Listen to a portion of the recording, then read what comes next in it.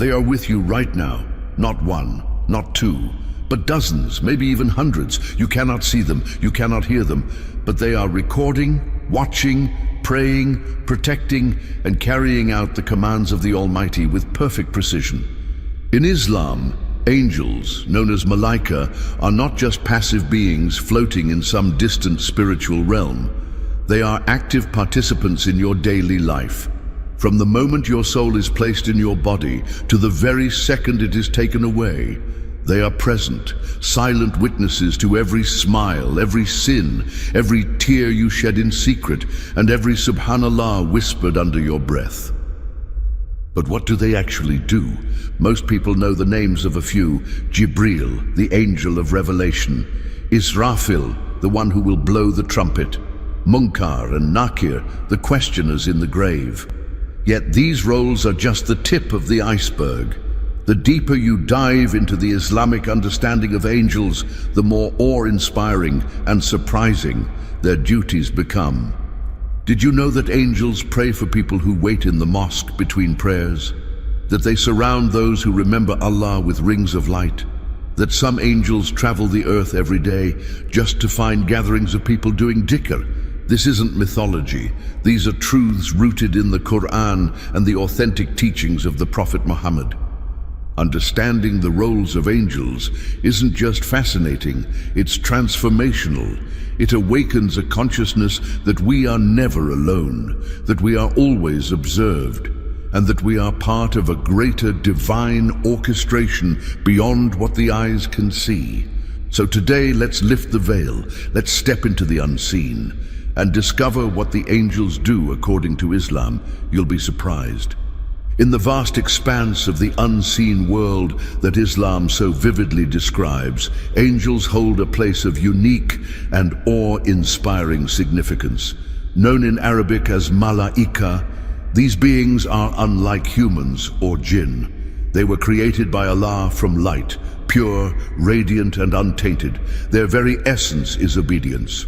Unlike humans, who wrestle with desires and temptations, or jinn, who possess free will and the ability to rebel, angels are flawless in their loyalty to the Creator.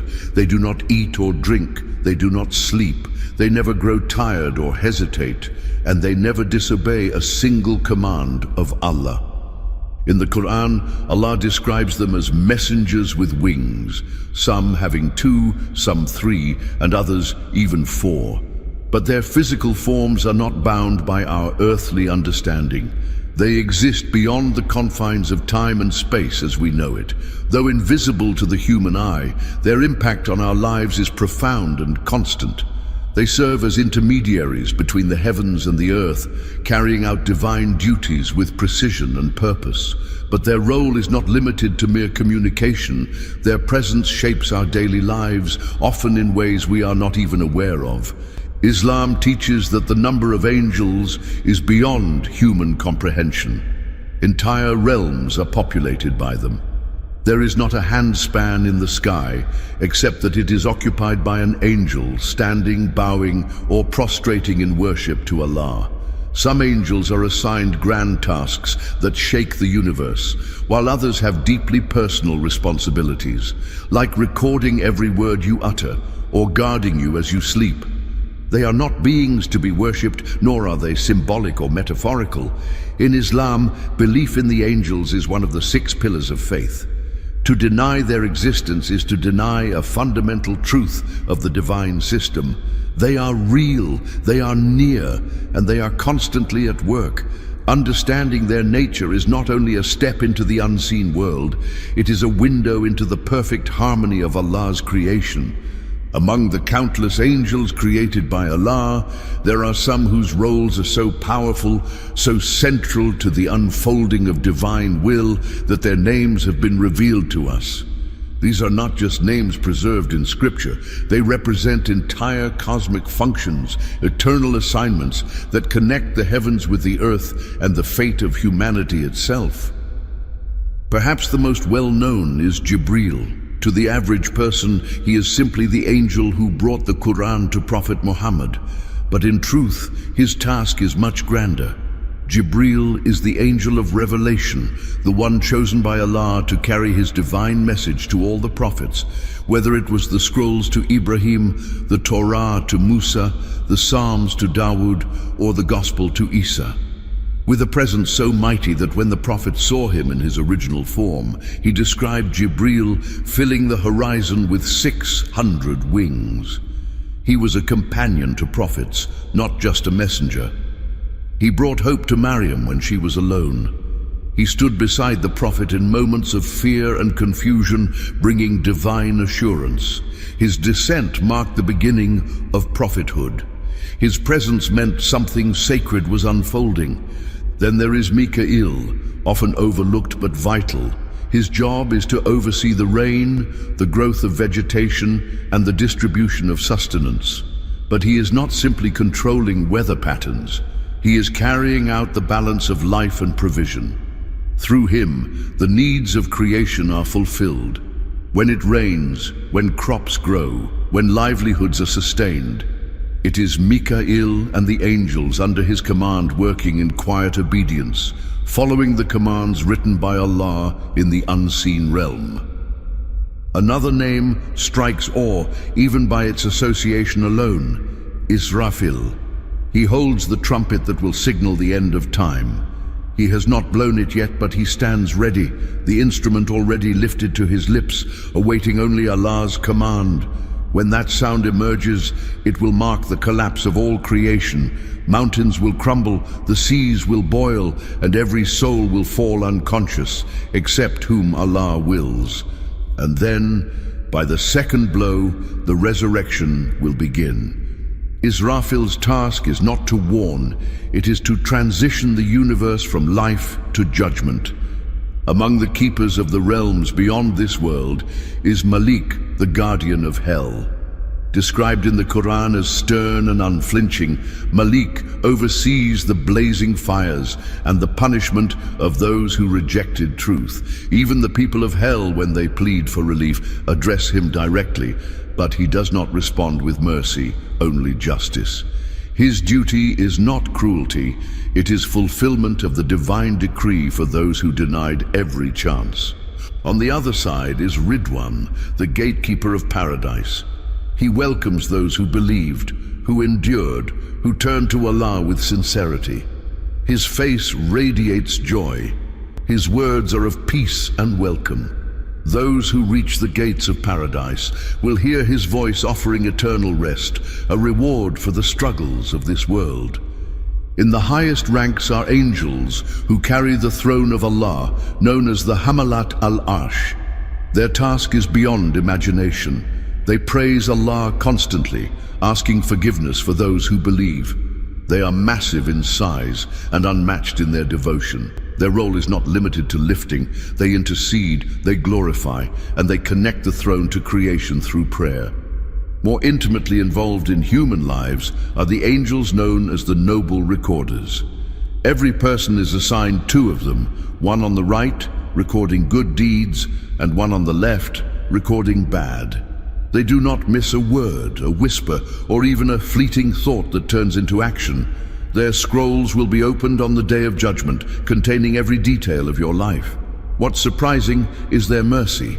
They wait before writing down sins, allowing space for repentance. But once recorded, the record becomes part of your eternal story. After death, two more angels visit the grave, Munkar and Nakir. Their appearance is terrifying. Their voices thunder. They ask three questions. Who is your Lord? What is your religion? Who is your prophet? The answers are not memorized. They are lived. The one who lived in truth will find ease. The one who lived in denial will feel the crushing of the grave. And then there are the angels who take the soul at death. Azrael, the angel of death, is not a grim figure to fear, but a servant of divine timing. To the believer, he appears gently, with peace. To the wicked, he arrives with severity. Around him are legions of angels assisting in the extraction of the soul, each with a specific role. Some pulling, some wrapping, some carrying it to the heavens. Beyond these are angels who roam the earth, seeking gatherings of remembrance, sitting with those who mention Allah, and ascending to the heavens carrying reports of the believers.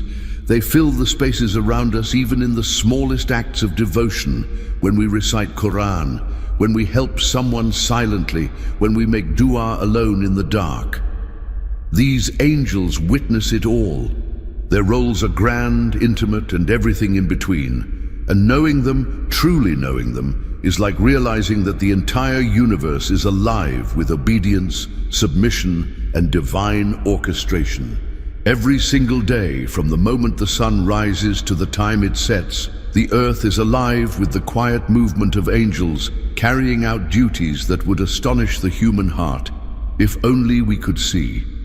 Their presence is not restricted to grand events or distant corners of the cosmos.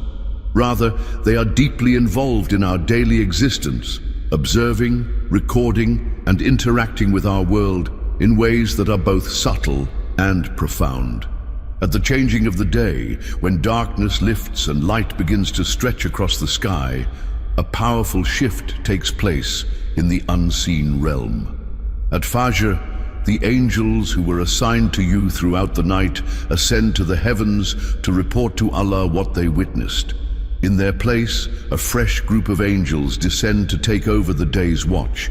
This same exchange occurs again at Asr, and what do they report? Every action, every word, every heartbeat of sincerity or arrogance. They gather before the Lord of the worlds and say, "We left them while they were praying, and we came back to them while they were praying." For those whose days begin and end in remembrance, these reports are filled with light and honor. The angels are not passive observers. They are active in seeking out the good. When someone sits in the mosque waiting for the next prayer, not passing time idly, but doing so out of love for Allah, the angels record that time as though the person is in prayer the entire duration. When someone recites Qur'an, especially in the stillness of the morning or late at night, angels descend to listen. In one narration, the Prophet recited a verse during the night, and a bright cloud of light filled with angels descended so near that even his horse grew startled. The presence of angels during recitation is real, and their awe for the Qur'an mirrors the respect we should hold in our hearts. There are angels whose daily routine includes searching the earth for gatherings where Allah is being remembered. When they find such a group, no matter how small, whether in a mosque, a home, or even two friends, talking sincerely about their faith, they surround them with their wings. They call to one another saying, "Come here, what you seek is here." They sit with the gathering until it disperses. Then they ascend, reporting the scene to Allah. And Allah, though fully aware, asks them what His servants were doing. The angels describe the gathering, the love, the remembrance, the longing for paradise, the fear of hell. And then Allah says something that brings chills. "I make you witnesses that I have forgiven them." The angels, surprised, even interject and say, "But there was a person among them who wasn't really part of it. He just happened to be sitting there." And Allah replies, "Even him I have forgiven, for they are a people by whom none sits in their company and is left miserable." Even more astonishing is how angels interact with acts of kindness and private devotion. When a believer visits someone who is sick, angels ask Allah to bless that person and grant them paradise. When someone gives charity secretly, angels pray for the increase of that person's wealth and blessings. When someone sleeps in a state of wudu, angels remain by their side through the night, praying for them while they sleep. If they wake in the night and remember Allah, even if only briefly, the angels record it. When a person says, "Ameen," after the Imam during prayer, the angels say, "Ameen" with them. And if their Ameen matches that of the angels, all past sins are forgiven. These are not small events. These are divine encounters woven into the fabric of everyday life. When you smile at someone, when you show patience, when you hold your tongue in anger, angels are there, bearing witness, writing it all down. and sometimes even making dua for you on your behalf. Their world overlaps with ours in beautiful and surprising ways, and though unseen, their nearness should remind us that every moment holds spiritual potential. Every word we say echoes in their presence. Every choice we make is preserved by hands made of light. The angels are not distant, and their tasks are not limited to lofty events. They are here, around you, with you, each day, every day. And the more you remember Allah, the more they surround you, not as strangers, but as silent, loyal companions appointed by the most merciful Himself. There are moments in our lives when we feel an invisible comfort, a mysterious protection, or a sudden pull toward righteousness that we can't fully explain. It might be in the stillness of the night, when fear creeps in and then gently fades. It might happen when we're on the brink of falling into sin, but something pulls us back. Or when we're in deep distress and suddenly feel calm, as if wrapped in a warmth we didn't ask for. These are often the moments when angels are closest, working quietly, without recognition, fulfilling roles we never even realized were part of our story. From the moment a soul is breathed into a fetus in the womb, angels are involved. It is an angel who delivers the soul, and it is the same angel who writes down 4 critical things: your sustenance, your lifespan, your deeds, and whether you will be among the blessed or the damned. This decree is recorded before you are even born. And from that moment on, angels accompany you throughout your life. Some are appointed as protectors, guarding you from harm that you will never know was near. You may walk past danger unaware that it was ever there, but an unseen hand guided you safely. You may sleep soundly without knowing that there were forces trying to reach you, but the angels stood guard. Others walk with you, not to protect, but to influence your heart gently. When a believer is faced with a choice between good and evil, truth and falsehood, there are moments when the heart is whispered to in a way that leads it toward light. These subtle nudges, these unspoken reminders of faith, can come from the angels that Allah assigns to support the righteous. Their work is not to force, but to invite. They present the path of good in a moment of uncertainty and leave it to the soul to respond. One of the most humbling realities is that when we perform good deeds privately with sincerity, the angels not only record them, they elevate them. A single tear shed out of fear of Allah in the privacy of the night is carried by angels to the heavens. A simple word of comfort spoken with sincerity is honored in the same way. Even the intention to do good, if truly heartfelt, is recorded by the angels as a complete good deed. This is perhaps one of the most surprising aspects. When a believer intends to do something righteous but is unable to complete it, the angels still record it fully. And when the deed is actually carried out, it may be multiplied many times over.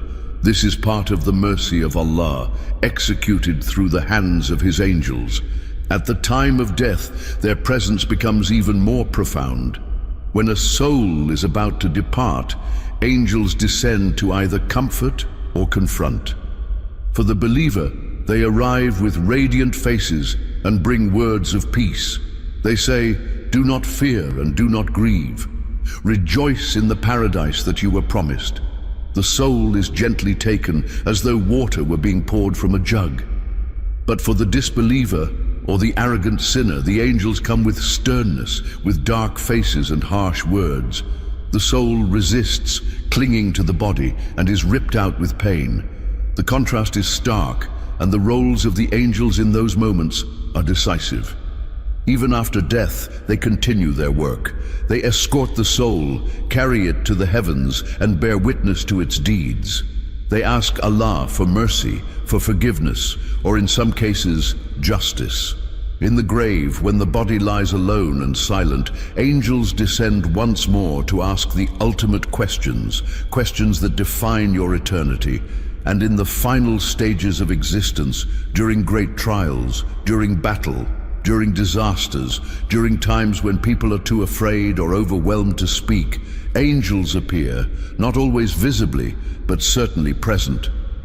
There are narrations of angels helping believers during times of war, standing beside them, giving them strength, filling their hearts with courage. And then, in moments we might overlook entirely, when we are traveling, when we are vulnerable, when we are crying alone or falling asleep after remembering Allah, there are angels assigned just to comfort, to protect, to record. They are not always majestic figures with massive wings and glowing light. Sometimes they are present in silence, their only task to lift a prayer to the heavens on your behalf. The truth is, we are never alone. From the moment we enter this world to the moment we leave it, and even beyond, the angels are there, working, watching, recording, protecting. Their love is not for us as individuals, but for the obedience we show to our Creator. Their loyalty is not to our status, wealth, or words, but to the sincerity in our hearts. They move unseen, but their impact is woven into every breath we take. And when we begin to realize just how deeply involved they are in our lives, it changes how we live. It softens our hearts, sharpens our intentions, and reminds us that every moment is sacred in the eyes of those made from light. The Prophet Muhammad did not merely speak about angels in theory or as abstract figures from another realm. His life was surrounded by them, his teachings rich with vivid descriptions of their nature, their roles, and their closeness to both him and his Ummah. Through his eyes, we gain a rare window into the unseen world, one that feels alive, detailed, and deeply connected to our everyday experiences. One of the most famous moments in the Prophet's life that revealed the reality of angels came in the form of a stranger. This man had no signs of travel on him, yet his clothes were dazzling white and his hair jet black. He sat knee to knee with the Prophet in the middle of the mosque, surrounded by the companions. He asked questions, deep, precise questions about Islam, faith, excellence, the signs of the hour. And when he was done, he left. The Prophet then asked his companions, "Do you know who that was?" They replied, "Allah and his messenger know best." He said, "That was Jibreel. He came to teach you your religion." This was not an imagined event or a symbolic vision. This was a direct interaction with an angel who took on human form in broad daylight, witnessed by many, revealing the depth of their involvement in human learning and spiritual development. The Prophet spoke frequently about Jibreel in particular, describing both his human and angelic forms. When he saw Jibreel in his true form, it was an overwhelming sight. His wings filled the entire horizon, his body immense and radiant, and every feather adorned with countless pearls and rubies. The awe of that vision stayed with the Prophet for the rest of his life. Yet Jibreel wasn't distant or intimidating in their relationship. He visited regularly, brought revelations, comforted him in times of sorrow, and stood beside him during some of the darkest moments in his mission. Another powerful moment came during the miraculous night journey, Isra and Mi'raj. The Prophet was taken through the heavens, ascending layer by layer, and at each level he encountered angels guarding the gates and welcoming him with peace. He saw their forms, their light, their devotion. He entered the realm of the highest angels, those who constantly praise Allah, some standing, some bowing, others in prostration, never once breaking from their worship since the moment they were created. There he saw the angel who controls the fire of hell, Malik, whose face held no softness, and whose duty was to guard the flames with unwavering firmness. He also saw Jibreel once more, standing at the edge of a realm where not even he could proceed. Beyond that point, only the Prophet was permitted to go, and even the angel of revelation himself had to stop. The Prophet also taught that angels are closer than we think. When someone makes dua for another person in their absence, an angel responds, "And may you have the same." When someone eats and remembers Allah, angels join in and pray for blessings. When someone makes wudu and lies down to sleep while praising Allah, an angel stays by their head and continues to pray for them throughout the night. He taught that angels love sincerity, that they are drawn to purity, and that they flee from filth and corruption. He warned that angels do not enter a house where there are images of living beings or where incense is burned for the purpose of invoking jinn. Their presence is sacred and their absence is a loss.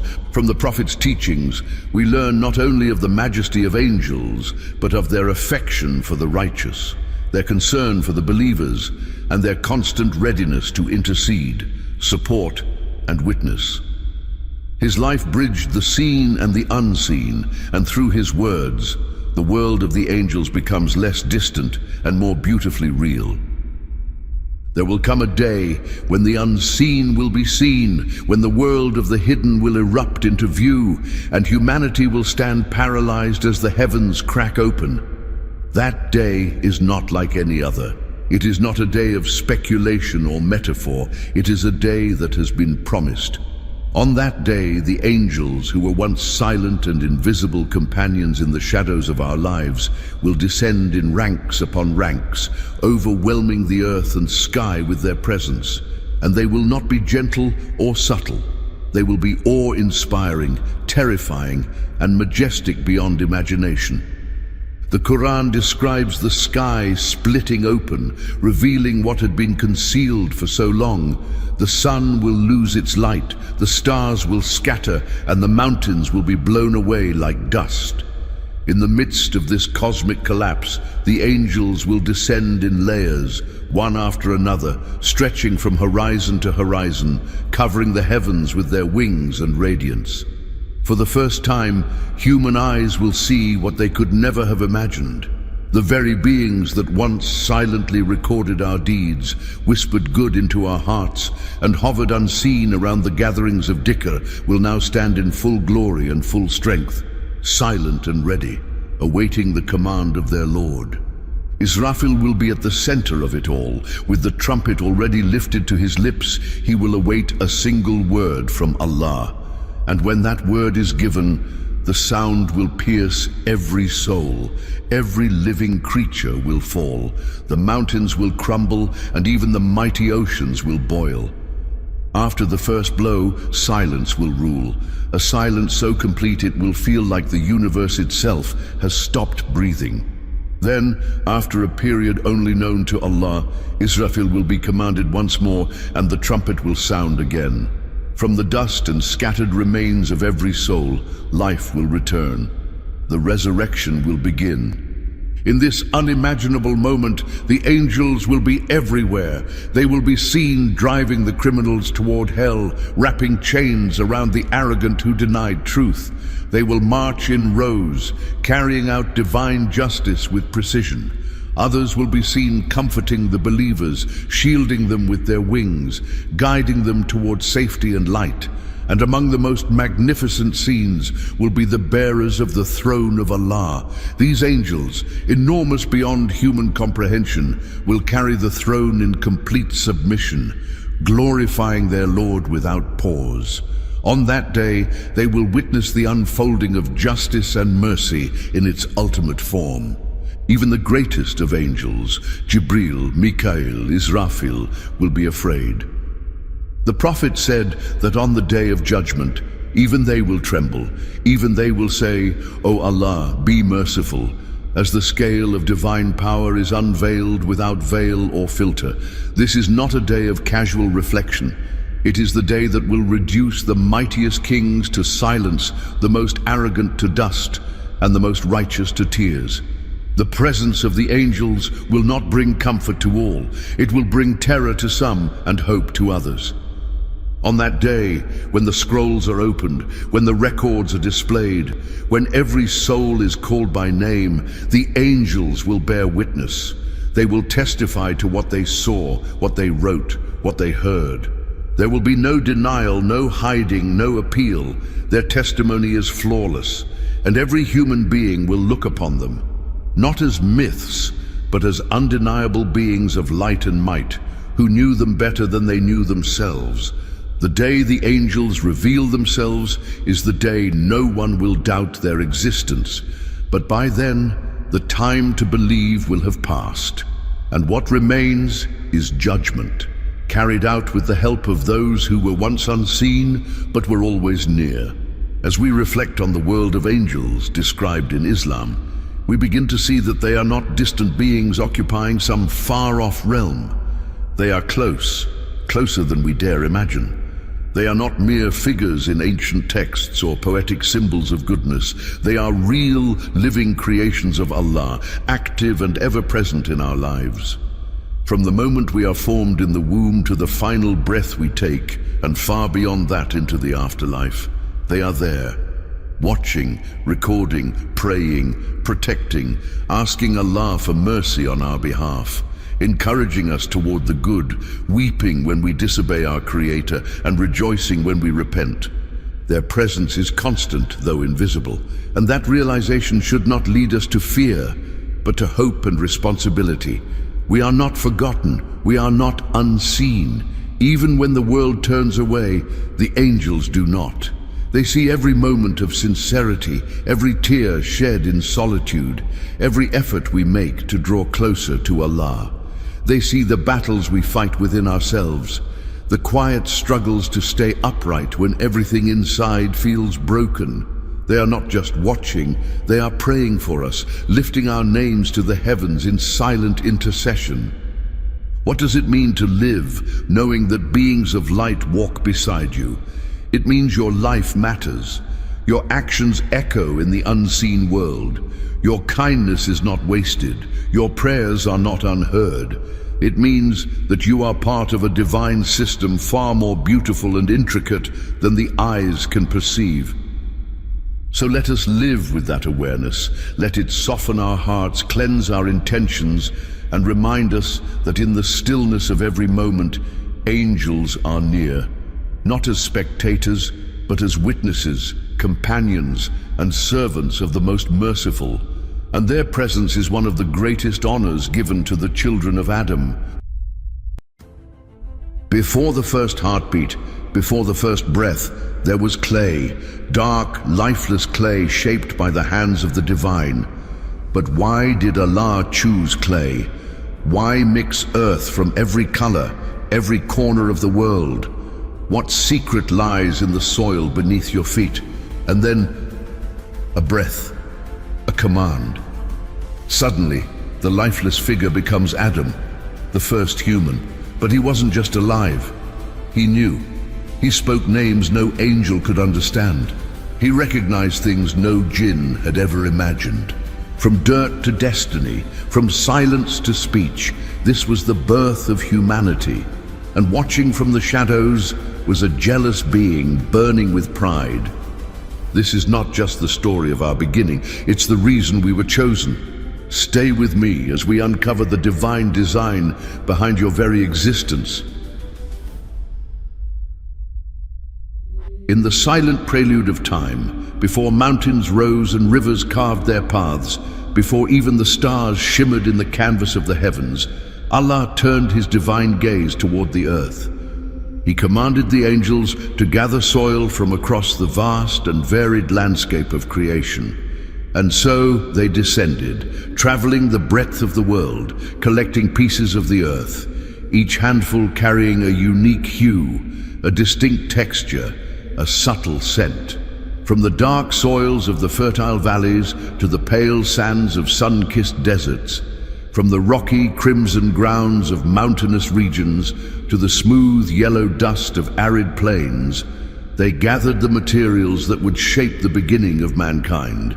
It wasn't just dirt, it was a sacred blend, carefully chosen by the Creator himself. This gathering wasn't merely physical, it was spiritual, symbolic. The white sand represented purity and peace. The red clay embodied passion and struggle. The black earth stood for depth, mystery, and strength. The yellow soil reflected energy and light.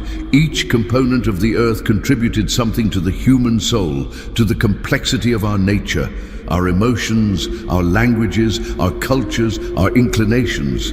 All of it was part of Allah's divine blueprint. Then to this mixture of colors and elements, Allah added water. The clay thickened, darkened. It became sticky, moldable, rich with potential. The angels watched as the lifeless earth became pliable in the hands of its maker. There was no soul in it yet, no warmth or breath, but it was already a masterpiece of form and balance. Allah shaped it, the shoulders, the arms, the face, the body.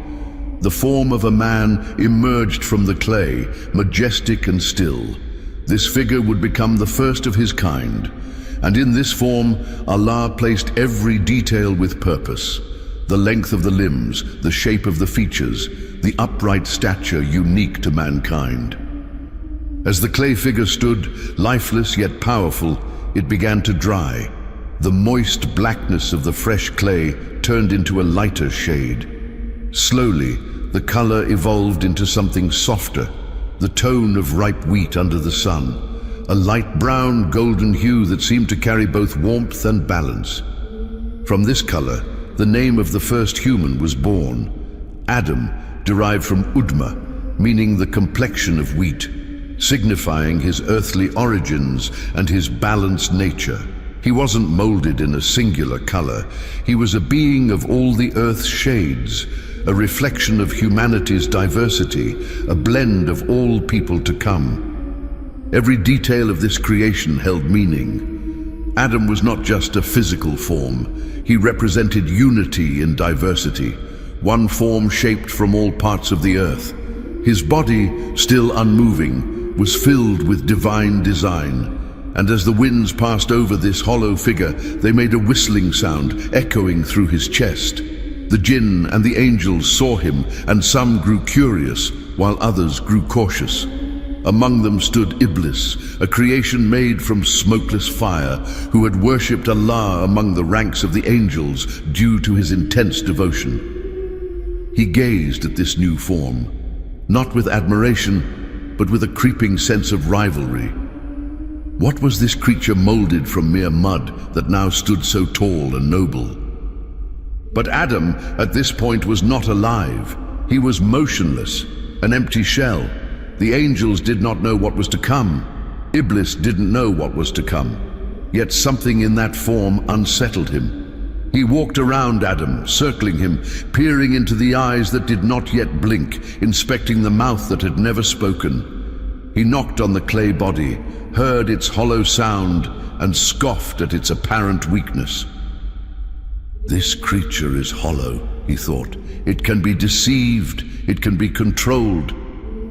Yet he had no idea what was about to happen, that Allah had already written the next phase of Adam's destiny.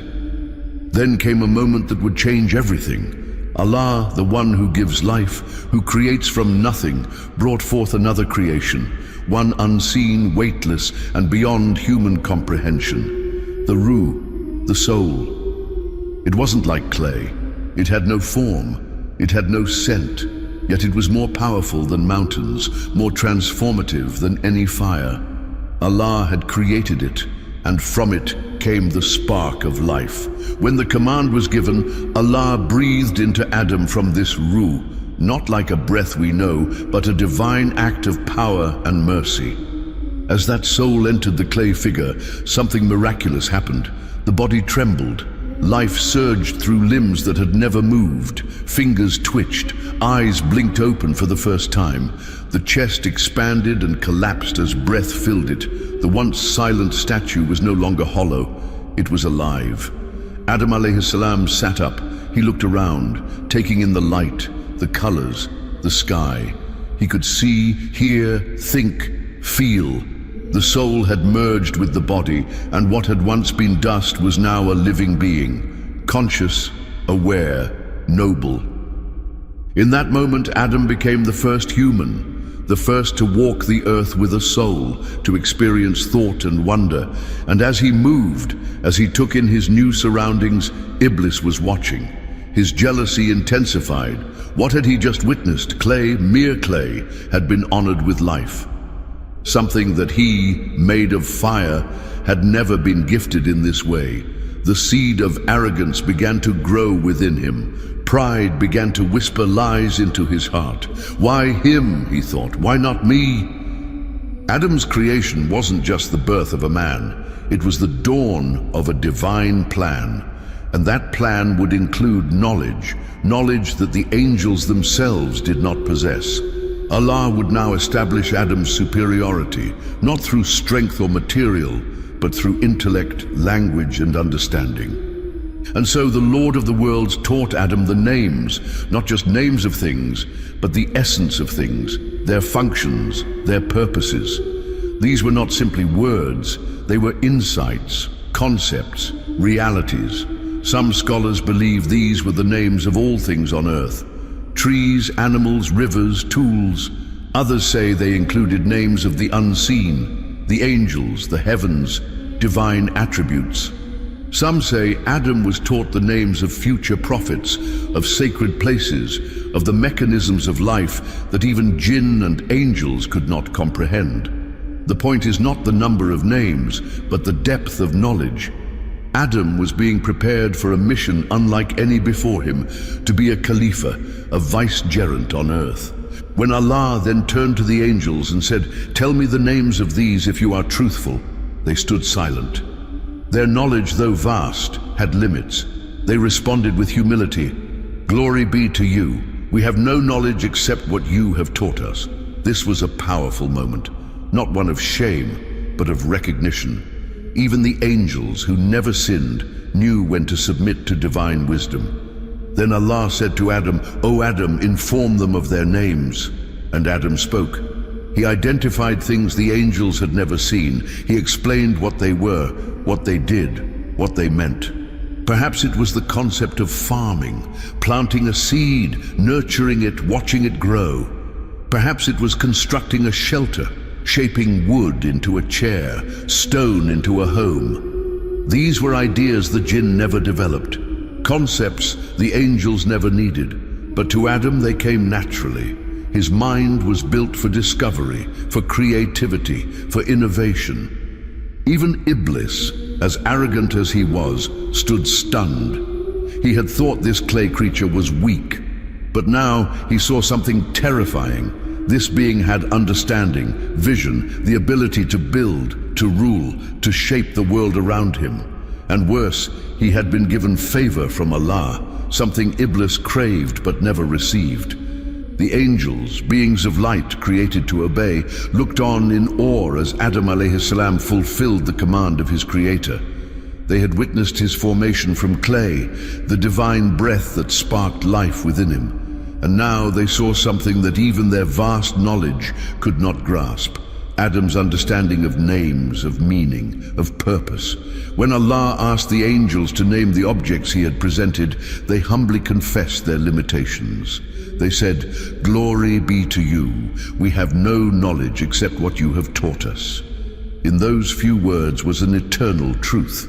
Knowledge belongs to Allah, and He bestows it upon whom He wills. Then came the moment when Adam alayhi salam was told to speak, and he did. He spoke the names, not just as arbitrary words, but as embodiments of deeper truths.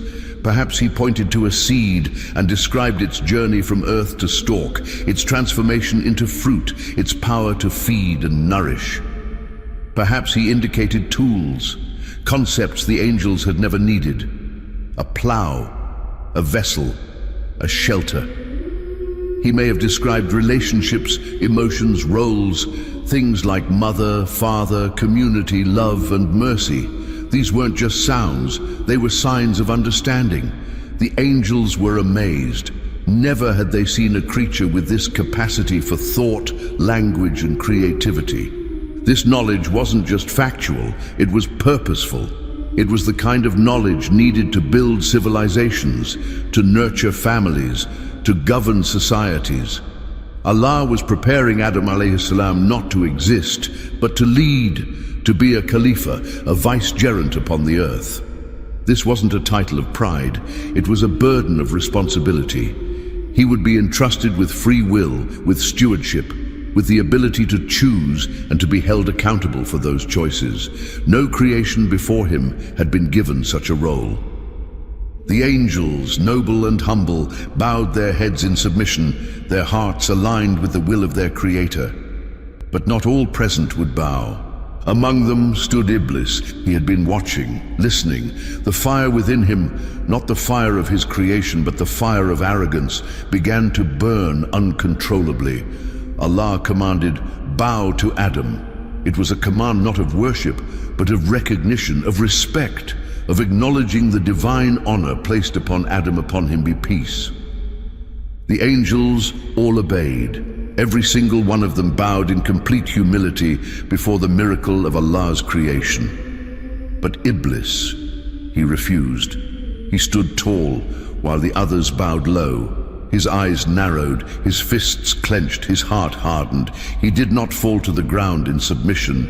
He stood in rebellion. Allah, in his infinite wisdom, asked, not because he did not know, but to make clear to the creation, "What prevented you from bowing when I commanded you?" Iblis responded, not with remorse, but with venom. "I am better than him. You created me from fire, and you created him from clay." It was the first act of racism, the first moment of pride. Iblis had looked at the material, not the spirit. He had seen the outer layer of Adam and judged him unworthy, failing to recognize the soul within him that had been touched by the breath of Allah himself. He had measured worth by substance, not by submission.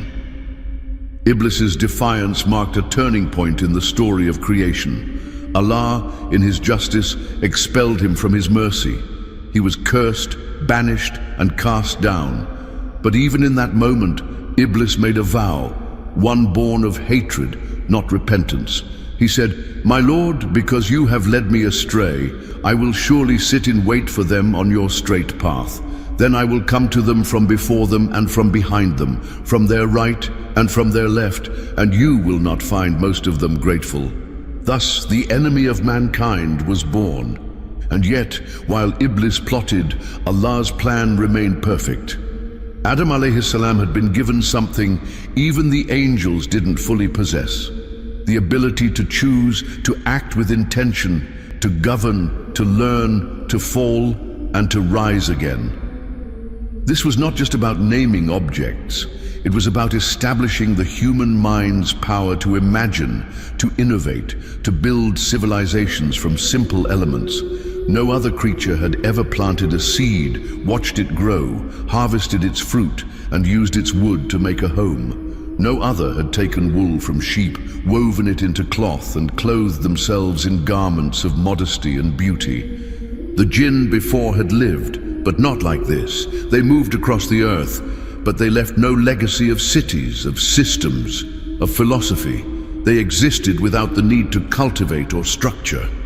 But Adam, he had within him the blueprint for the future of humanity. Every invention, every library, every act of compassion, every mosque, every school, it all began with the knowledge Allah placed in Adam. And that knowledge wasn't limited to intellect. It included emotion, morality, and connection, the ability to feel sorrow and joy, to weep at loss, to yearn for meaning, to seek the truth, to love another. This internal depth was what made humans distinct.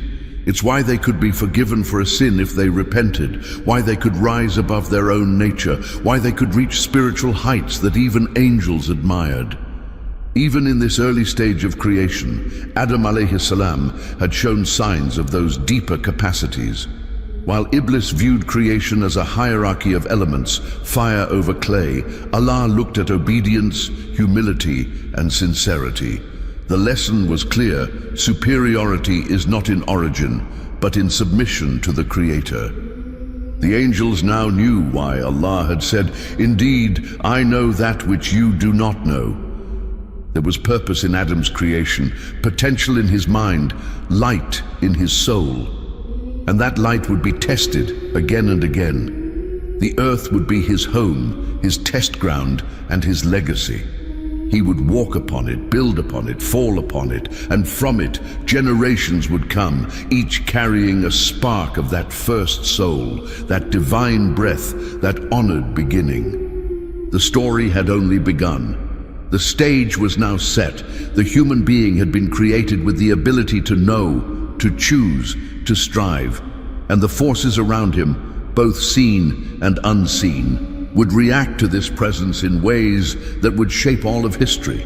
Adam alayhi salam was not simply the first man. He was the father of insight, the carrier of divine trust, and the one before whom even the angels bowed in reverence. And all the while, from the shadows of defiance, Iblis watched, waiting for his chance to strike. And so began the human journey, not as an accident, not as an experiment, but as a divine trust. From clay we were shaped, from the soul we were awakened, and through knowledge we were honored. Adam alayhi salam was not just the first of us. He was the proof of what we were meant to become. But this was only the beginning, for where there is honor, there is envy. Where there is light, shadows gather. And where mankind walks with divine purpose, the enemy waits in silence. What came next would test the very soul of humanity. Stay with us, because the next chapter will change everything.